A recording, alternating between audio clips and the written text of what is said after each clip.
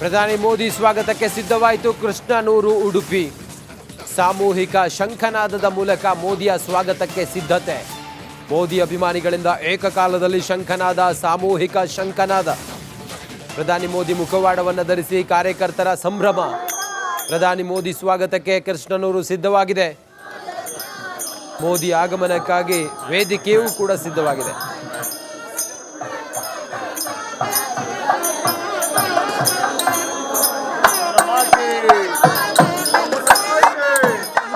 ಮೂರು ಪಾಯಿಂಟ್ಗಳಲ್ಲಿ ತುಳುನಾಡಿನ ವಿವಿಧ ಕಲಾ ಪ್ರಕಾರಗಳನ್ನು ಪ್ರದರ್ಶನ ಮಾಡಲಿಕ್ಕಿದ್ದಾರೆ. ಪ್ರಮುಖವಾಗಿ ಹುಲಿ ವೇಷ, ಯಕ್ಷಗಾನ ಜೊತೆಗೆ ಕೃಷ್ಣ ವೇಷಧಾರಿಗಳು ಅಲ್ಲಿ ಪ್ರದರ್ಶನವನ್ನು ನೀಡಲಿದ್ದಾರೆ. ಅಲ್ಲಿಂದ ಮೋದಿಯವರು ನೇರವಾಗಿ ಕೃಷ್ಣ ಮಠಕ್ಕೆ ಬರ್ತಾರೆ. ಕೃಷ್ಣ ಮಠಕ್ಕೆ ಬಂದು ಕೃಷ್ಣನ ದರ್ಶನ ಪಡೆದು ಆ ಬಳಿಕ ನವಗ್ರಹ ಕಿಂಡಿಯನ್ನಿದೆ, ಕನಕ ಕಿಂಡಿಯನ್ನಿದೆ.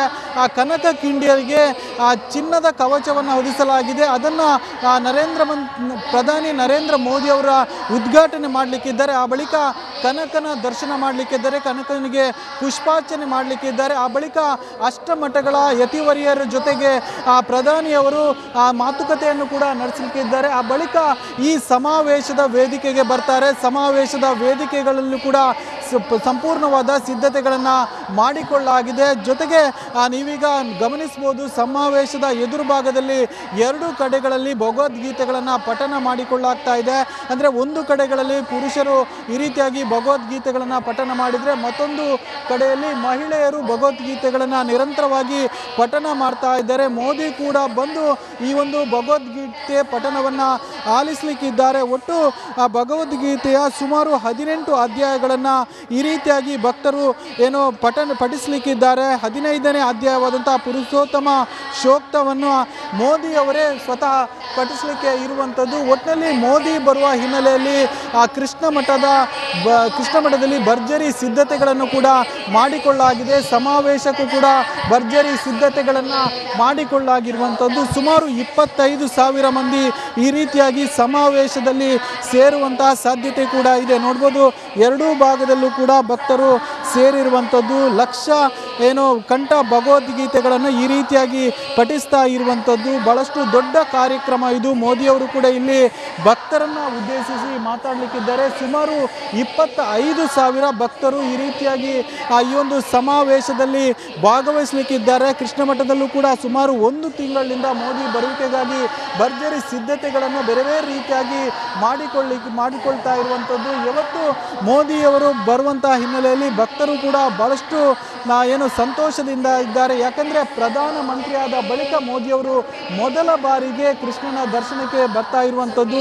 ಈ ಹಿಂದೆ ಮುಖ್ಯಮಂತ್ರಿ ಆಗಿದ್ದಂತಹ ಸಂದರ್ಭದಲ್ಲಿ ಮೋದಿಯವರು ಕೃಷ್ಣ ಮಠಕ್ಕೆ ಬಂದಿದ್ದರು, ಕೃಷ್ಣನ ದರ್ಶನ ಪಡೆದಿದ್ದರು.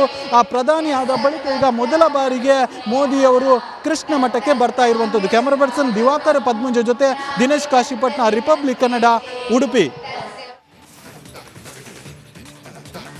ಪ್ರಧಾನಿ ಮೋದಿ ಸ್ವಾಗತಕ್ಕೆ ಸಿದ್ಧವಾಯಿತು ಕೃಷ್ಣನೂರು ಉಡುಪಿ. ಸಾಮೂಹಿಕ ಶಂಖನಾದದ ಮೂಲಕ ಮೋದಿಯ ಸ್ವಾಗತಕ್ಕೆ ಸಿದ್ಧತೆ. ಮೋದಿ ಅಭಿಮಾನಿಗಳಿಂದ ಏಕಕಾಲದಲ್ಲಿ ಶಂಖನಾದ, ಸಾಮೂಹಿಕ ಶಂಖನಾದ. ಪ್ರಧಾನಿ ಮೋದಿ ಮುಖವಾಡವನ್ನು ಧರಿಸಿ ಕಾರ್ಯಕರ್ತರ ಸಂಭ್ರಮ. ಪ್ರಧಾನಿ ಮೋದಿ ಸ್ವಾಗತಕ್ಕೆ ಕೃಷ್ಣನೂರು ಸಿದ್ಧವಾಗಿದೆ.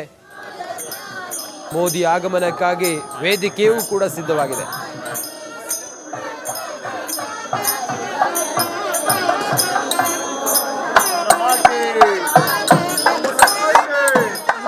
ಮೂರು ಪಾಯಿಂಟ್ಗಳಲ್ಲಿ ತುಳುನಾಡಿನ ವಿವಿಧ ಕಲಾ ಪ್ರಕಾರಗಳನ್ನು ಪ್ರದರ್ಶನ ಮಾಡಲಿಕ್ಕಿದ್ದಾರೆ. ಪ್ರಮುಖವಾಗಿ ಹುಲಿ ವೇಷ, ಯಕ್ಷಗಾನ ಜೊತೆಗೆ ಕೃಷ್ಣ ವೇಷಧಾರಿಗಳು ಅಲ್ಲಿ ಪ್ರದರ್ಶನವನ್ನು ನೀಡಲಿದ್ದಾರೆ. ಅಲ್ಲಿಂದ ಮೋದಿಯವರು ನೇರವಾಗಿ ಕೃಷ್ಣ ಮಠಕ್ಕೆ ಬರ್ತಾರೆ. ಕೃಷ್ಣ ಮಠಕ್ಕೆ ಬಂದು ಕೃಷ್ಣನ ದರ್ಶನ ಪಡೆದು ಆ ಬಳಿಕ ನವಗ್ರಹ ಕಿಂಡಿಯನ್ನಿದೆ, ಕನಕ ಕಿಂಡಿಯನ್ನಿದೆ.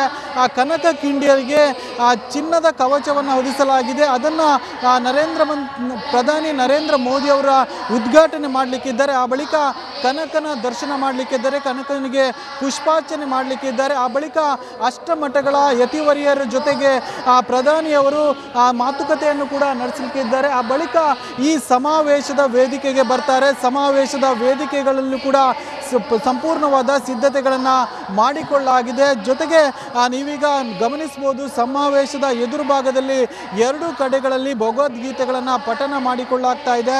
ಅಂದರೆ ಒಂದು ಕಡೆಗಳಲ್ಲಿ ಪುರುಷರು ಈ ರೀತಿಯಾಗಿ ಭಗವದ್ಗೀತೆಗಳನ್ನು ಪಠನ ಮಾಡಿದರೆ, ಮತ್ತೊಂದು ಕಡೆಯಲ್ಲಿ ಮಹಿಳೆಯರು ಭಗವದ್ಗೀತೆಗಳನ್ನು ನಿರಂತರವಾಗಿ ಪಠನ ಮಾಡ್ತಾ ಇದ್ದಾರೆ. ಮೋದಿ ಕೂಡ ಬಂದು ಈ ಒಂದು ಭಗವದ್ಗೀತೆ ಪಠನವನ್ನು ಆಲಿಸಲಿಕ್ಕಿದ್ದಾರೆ. ಒಟ್ಟು ಆ ಭಗವದ್ಗೀತೆಯ ಸುಮಾರು 18 ಅಧ್ಯಾಯಗಳನ್ನು ಈ ರೀತಿಯಾಗಿ ಭಕ್ತರು ಪಠಿಸಲಿಕ್ಕಿದ್ದಾರೆ. 15ನೇ ಅಧ್ಯಾಯವಾದಂಥ ಪುರುಷೋತ್ತಮ ಶೋಕ್ತವನ್ನು ಮೋದಿಯವರೇ ಸ್ವತಃ ಪಠಿಸಲಿಕ್ಕೆ ಇರುವಂಥದ್ದು. ಒಟ್ಟಿನಲ್ಲಿ ಮೋದಿ ಬರುವ ಹಿನ್ನೆಲೆಯಲ್ಲಿ ಆ ಕೃಷ್ಣ ಮಠದಲ್ಲಿ ಭರ್ಜರಿ ಸಿದ್ಧತೆಗಳನ್ನು ಕೂಡ ಮಾಡಿಕೊಳ್ಳಲಾಗಿದೆ. ಸಮಾವೇಶಕ್ಕೂ ಕೂಡ ಭರ್ಜರಿ ಸಿದ್ಧತೆಗಳನ್ನು ಮಾಡಿಕೊಳ್ಳಲಾಗಿರುವಂಥದ್ದು. ಸುಮಾರು 25,000 ಮಂದಿ ಈ ರೀತಿಯಾಗಿ ಸಮಾವೇಶದಲ್ಲಿ ಸೇರುವಂತಹ ಸಾಧ್ಯತೆ ಕೂಡ ಇದೆ. ನೋಡ್ಬೋದು, ಎರಡೂ ಭಾಗದಲ್ಲೂ ಕೂಡ ಭಕ್ತರು ಸೇರಿರುವಂಥದ್ದು. ಲಕ್ಷ ಕಂಠ ಭಗವದ್ಗೀತೆಗಳನ್ನು ಈ ರೀತಿಯಾಗಿ ಪಠಿಸ್ತಾ ಇರುವಂಥದ್ದು. ಬಹಳಷ್ಟು ದೊಡ್ಡ ಕಾರ್ಯಕ್ರಮ ಇದು. ಮೋದಿಯವರು ಕೂಡ ಇಲ್ಲಿ ಭಕ್ತರನ್ನು ಉದ್ದೇಶಿಸಿ ಮಾತಾಡಲಿಕ್ಕಿದ್ದಾರೆ. ಸುಮಾರು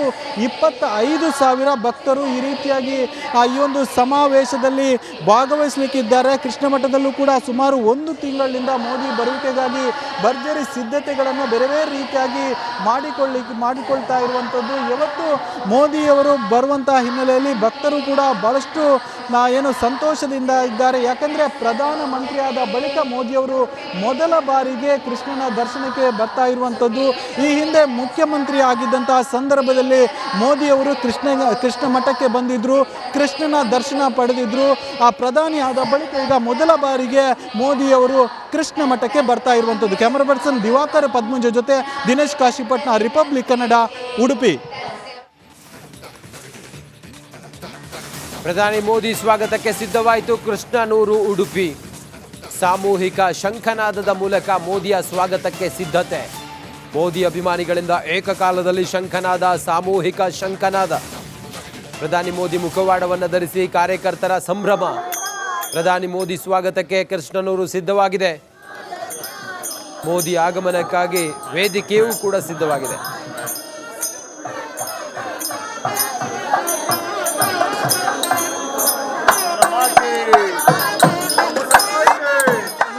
ಮೂರು ಪಾಯಿಂಟ್ಗಳಲ್ಲಿ ತುಳುನಾಡಿನ ವಿವಿಧ ಕಲಾ ಪ್ರಕಾರಗಳನ್ನು ಪ್ರದರ್ಶನ ಮಾಡಲಿಕ್ಕಿದ್ದಾರೆ. ಪ್ರಮುಖವಾಗಿ ಹುಲಿ ವೇಷ, ಯಕ್ಷಗಾನ, ಜೊತೆಗೆ ಕೃಷ್ಣ ವೇಷಧಾರಿಗಳು ಅಲ್ಲಿ ಪ್ರದರ್ಶನವನ್ನು ನೀಡಲಿದ್ದಾರೆ. ಅಲ್ಲಿಂದ ಮೋದಿಯವರು ನೇರವಾಗಿ ಕೃಷ್ಣ ಮಠಕ್ಕೆ ಬರ್ತಾರೆ. ಕೃಷ್ಣ ಮಠಕ್ಕೆ ಬಂದು ಕೃಷ್ಣನ ದರ್ಶನ ಪಡೆದು ಆ ಬಳಿಕ ಆ ನವಗ್ರಹ ಕಿಂಡಿಯನ್ನಿದೆ, ಕನಕ ಕಿಂಡಿಯನ್ನಿದೆ. ಆ ಕನಕ ಕಿಂಡಿಯರಿಗೆ ಚಿನ್ನದ ಕವಚವನ್ನು ಹೊದಿಸಲಾಗಿದೆ. ಅದನ್ನು ಪ್ರಧಾನಿ ನರೇಂದ್ರ ಮೋದಿಯವರ ಉದ್ಘಾಟನೆ ಮಾಡಲಿಕ್ಕಿದ್ದಾರೆ. ಆ ಬಳಿಕ ಕನಕನ ದರ್ಶನ ಮಾಡಲಿಕ್ಕಿದ್ದಾರೆ, ಕನಕನಿಗೆ ಪುಷ್ಪಾರ್ಚನೆ ಮಾಡಲಿಕ್ಕಿದ್ದಾರೆ. ಆ ಬಳಿಕ ಅಷ್ಟಮಠಗಳ ಯತಿವರಿಯರ ಜೊತೆಗೆ ಆ ಪ್ರಧಾನಿಯವರು ಆ ಮಾತುಕತೆಯನ್ನು ಕೂಡ ನಡೆಸಲಿಕ್ಕಿದ್ದಾರೆ. ಆ ಬಳಿಕ ಈ ಸಮಾವೇಶದ ವೇದಿಕೆಗೆ ಬರ್ತಾರೆ. ಸಮಾವೇಶದ ವೇದಿಕೆಗಳಲ್ಲೂ ಕೂಡ ಸಂಪೂರ್ಣವಾದ ಸಿದ್ಧತೆಗಳನ್ನು ಮಾಡಿಕೊಳ್ಳಲಾಗಿದೆ. ಜೊತೆಗೆ ನೀವೀಗ ಗಮನಿಸ್ಬೋದು, ಸಮಾವೇಶದ ಎದುರು ಭಾಗದಲ್ಲಿ ಎರಡು ಕಡೆಗಳಲ್ಲಿ ಭಗವದ್ಗೀತೆಗಳನ್ನು ಪಠನ ಮಾಡಿಕೊಳ್ಳಲಾಗ್ತಾ ಇದೆ. ಅಂದರೆ ಒಂದು ಕಡೆಗಳಲ್ಲಿ ಪುರುಷರು ಈ ರೀತಿಯಾಗಿ ಭಗವದ್ಗೀತೆಗಳನ್ನು ಪಠನ ಮಾಡಿದರೆ, ಮತ್ತೊಂದು ಕಡೆಯಲ್ಲಿ ಮಹಿಳೆಯರು ಭಗವದ್ಗೀತೆಗಳನ್ನು ನಿರಂತರವಾಗಿ ಪಠನ ಮಾಡ್ತಾ ಇದ್ದಾರೆ. ಮೋದಿ ಕೂಡ ಬಂದು ಈ ಒಂದು ಭಗವದ್ಗೀತೆ ಪಠನವನ್ನು ಆಲಿಸಲಿಕ್ಕಿದ್ದಾರೆ. ಒಟ್ಟು ಆ ಭಗವದ್ಗೀತೆಯ ಸುಮಾರು 18 ಅಧ್ಯಾಯಗಳನ್ನು ಈ ರೀತಿಯಾಗಿ